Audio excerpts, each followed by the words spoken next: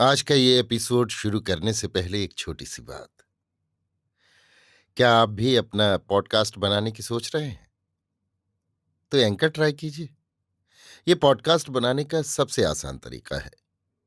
Number एक, ये free है। नंबर दो, इसमें कई सारे ऐसे टूल्स हैं जो आपको अपने फोन और कंप्यूटर पर रिकॉर्ड और एडिट करने की फैसिलिटी देते हैं।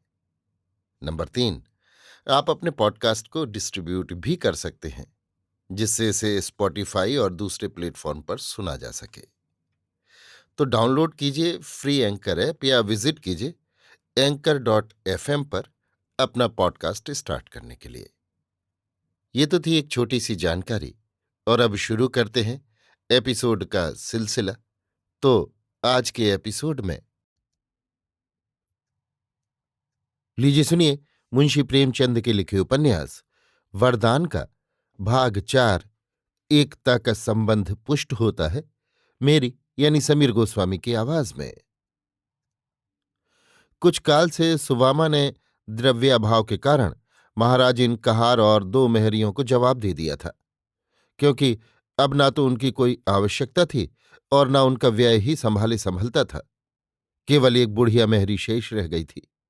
ऊपर का कामकाज वो करती, रसोई सुवामा स्वयं बना लेती, परंतु उस बेचारी को ऐसे कठिन परिश्रम का अभ्यास तो कभी था नहीं।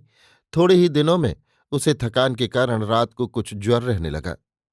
धीरे धीरे ये गति हुई कि जब देखिए ज्वर विद्यमान है, शरीर भुना जाता है, न खाने की इच्छा है न पीने की, किसी कार्य में मन नहीं लगता।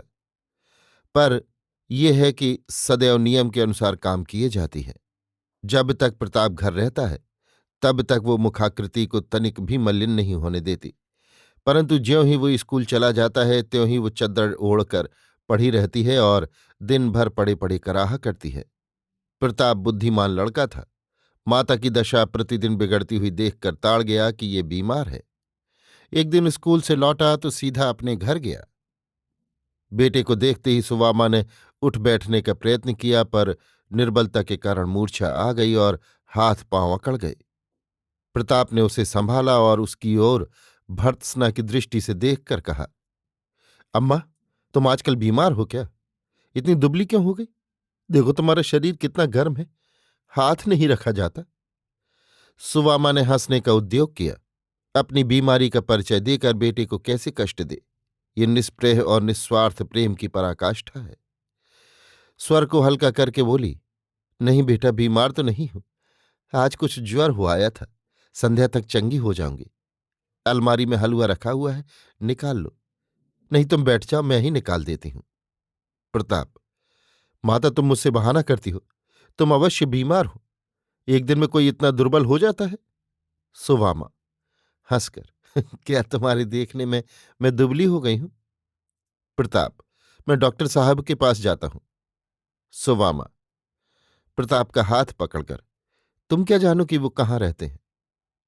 प्रताप, पूछते पूछते चला जाऊंगा। सुवामा कुछ और कहना चाहती थी कि उसे फिर चक्कर आ गया। उसकी आंखें पथरा गईं। प्रताप उसकी ये दशा देखते ही डर गया। उससे और कुछ तो न हो सका। वो दौड़कर विरजन के द्वार पर आया और खड़ा होकर रोने लगा। प्रतिदिन वो इस समय तक विरजन के घर पहुंच जाता था। आज जो देर हुई तो वो अकुलाई हुई इधर उधर देख रही थी। अकस्मात द्वार पर झांकने आई तो प्रताप को दोनों हाथों से मुख ढांके हुए देखा। पहले तो समझी कि इसने हंसी से मुख छिपा रखा है। जब उसने हाथ हटाए तो आंसू दीख पड़े। चौंक कर बोली, लल्लू क्यों रोते हो, बता दो। प्रताप ने कुछ उत्तर न दिया, वरन और से सकने लगा। विरजन बोली, ना बताओगे? क्या चाची ने कुछ कहा? जाओ, तुम चुप नहीं होते। प्रताप ने कहा, नहीं विरजन, मां बहुत बीमार है। ये सुनते ही व्रजरानी दौड़ी और एक सांस में सुवामा के सिराहने जा खड़ी हुई। देखा तो वो सुन्न पड़ी हुई है, आंखें मूंदी हैं और लंबी सांसें ले रही हैं। उनका हाथ थाम कर विरजन झिंझोड़ने लगी। चाची कैसा जी है? आंखें खोलो, कैसा जी है? परंतु चाची ने आंखें न खोली। तब वो ताक पर से तेल उतारकर सुवामा के सिर पर धीरे धीरे मलने लगी। उस बेचारी को सिर में महीनों से तेल डालने का अवसर न मिला था। ठंडक पहुंची तो आंखें खुल गईं। विरजन, चाची कैसा जी है? कहीं दर्द तो नहीं है? सुवामा: नहीं बेटी, दर्द कहीं नहीं। अब मैं बिल्कुल अच्छी हूं। भैया कहाँ है? विरजन: वो तो मेरे घर हैं, बहुत रो रहे हैं। सुवामा: तुम जाओ, उसके साथ खेलो। अब मैं बिल्कुल अच्छी हूं। अभी ये बातें हो रही थीं कि सुशीला का भी शुभागमन हुआ। उसे सुवामा से मिलने की तो बहुत दिनों से उत्कंठा थी, परंतु कोई अवसर न मिलता था। इस समय वो सांत्वना देने के बहाने से आ पहुंची। विरजन ने अपनी माता को देखा तो उछल पड़ी और ताली बजा बजा कर कहने लगी, माँ आई, माँ आई। दोनों स्त्रियों में शिष्टाचार की बातें होने लगी। बातों बातों में दीपक जल उठा। किसी को ध्यान भी न हुआ कि प्रताप कहाँ है। थोड़ी देर तक तो वो द्वार पर खड़ा रोता रहा, फिर झटपट आंखें पहुंचकर डॉक्टर किचलू के घर की ओर लपकता हुआ चला। डॉक्टर साहब मुंशी शालिग्राम के मित्रों में से थे और जब कभी काम पड़ता तो वे ही बुलाए जाते थे। प्रताप को केवल इतना विदित था कि वे वरना नदी के किनारे लाल बंगले में रहते हैं। उसे अब तक अपने मोहल्ले से बाहर निकलने का कभी अवसर न पड़ा था, परंतु उस समय मातृभक्ति के वेग से उद्विग्न होने के कारण उसे इन रुकावटों का कुछ भी ध्यान न हुआ। घर से निकलकर बाजार में आया और एक इक्केवान से बोला, लाल बंगले चलोगे? लाल बंगला प्रसिद्ध स्थान था। इक्कावान तैयार हो गया। 8 बजते बजते डॉक्टर साहब की फिटन सुबामा के द्वार पर आ पहुंची। यहां इस समय चारों ओर उसकी खोज हो रही थी कि अचानक वो सवेग पैर बढ़ाता हुआ भीतर गया और बोला, पर्दा करो, डॉक्टर साहब आते हैं। सुवामा और सुशीला दोनों चौंक पड़ी। समझ गईं ये डॉक्टर साहब को बुलाने गया था।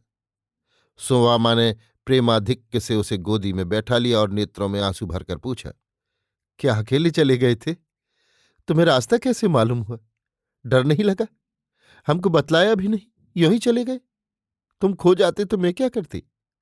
ऐसा लाल कहाँ पाती? ये कहकर उसने बेटे को बार बार चूम लिया। प्रताप इतना प्रसन्न था मानो परीक्षा में उत्तीर्ण हो गया है। थोड़ी देर में पर्दा हुआ और डॉक्टर साहब आए। उन्होंने सुबामा की नाड़ी देखी और सांत्वना दी। वे प्रताप को गोद में बैठाकर बातें करते रहे। औषध साथ लेते आए थे। उसे पिलाने की सम्मति देकर 9 बजे बंगले को लौट गए। परंतु जीर्ण ज्वर था, अतएव पूरे मास भर सुवामा को कड़वी कड़वी औषधियां खानी पड़ी। डॉक्टर साहब दोनों वक्त आते और ऐसी कृपा और ध्यान रखते मानो सुवामा उनकी बहन है। एक बार सुवामा ने डरते डरते फीस के रुपए एक पात्र में रखकर सामने रखे, पर डॉक्टर साहब ने उन्हें हाथ तक न लगाया। केवल इतना कहा, इन्हें मेरी ओर से प्रताप को दे दीजिएगा। वो पैदल स्कूल जाता है, पैरगाड़ी मोल ले लेगा। विरजन और उसकी माता दोनों सुवामा की शुश्रूषा के लिए उपस्थित रहती। माता चाहे विलंब भी कर जाए, परंतु विरजन वहां से एक क्षण के लिए भी न टलती। दवा पिलाती, पान देती। जब सुवामा का जी अच्छा होता तो वो भोली भाली बातों द्वारा उसका मन बहलाती। खेलना कूदना सब छूट गया। जब सुबामा बहुत हठ करती तो प्रताप के संग बाग में खेलने चली जाती। दीपक लगते ही फिर आ बैठती और जब तक निद्रा के मारे झुक झुक न पड़ती वहां से उठने का नाम न लेती, वरन प्रायः वहीं सो जाती। रात को नौकर गोद में उठाकर घर ले जाता। न जाने उसे ऐसी कौन सी धुन सवार हो गई थी। एक दिन विरजरानी सुबामा के सिराहने बैठी पंखा झल रही थी। न जाने किस ध्यान में मस्त थी। आंखें दीवार की ओर लगी हुई थीं और जिस प्रकार वृक्षों पर कौमुदी लहराती है उसी भांति भीनी भीनी मुस्कान उसके अधरों पर लहरा रही थी। उसे कुछ भी ध्यान न था कि चाची मेरी ओर देख रही है। अचानक उसके हाथ से पंखा छूट पड़ा। ज्यों ही वो उसके उठाने के लिए झुकी कि सुवामा ने उसे गले लगा लिया और पुचकार कर पूछा, विरजन सत्य कहो, तुम अभी क्या सोच रही थी? विरजन ने माथा झुका लिया और कुछ लज्जित होकर कहा, कुछ नहीं, तुमको न बतलाऊंगी। सुवामा: मेरी अच्छी विरजन, बता दो क्या सोचती थी? विरजन लजाते हुए: सोचती थी कि जाओ हंसो मत, ना बतलाऊंगी। सुवामा: अच्छा ले, ना हंसूंगी, बताओ। ले, यही तो अब अच्छा नहीं लगता, फिर मैं आंखें मूंद लूंगी। विरजन: किसी से कहोगी तो नहीं? सुवामा: नहीं, किसी से ना कहूंगी। विरजन: सोचती थी कि जब प्रताप से मेरा विवाह हो जाएगा तब बड़े आनंद से रहूंगी।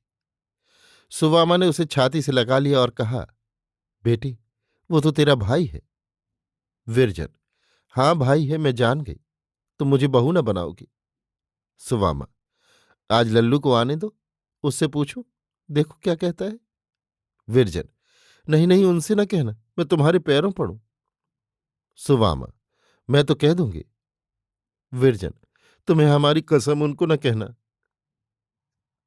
अभी आप सुन रहे थे मुंशी प्रेमचंद के लिखे उपन्यास वरदान का भाग 4, एकता का संबंध पुष्ट होता है, मेरी यानी समीर गोस्वामी की आवाज में।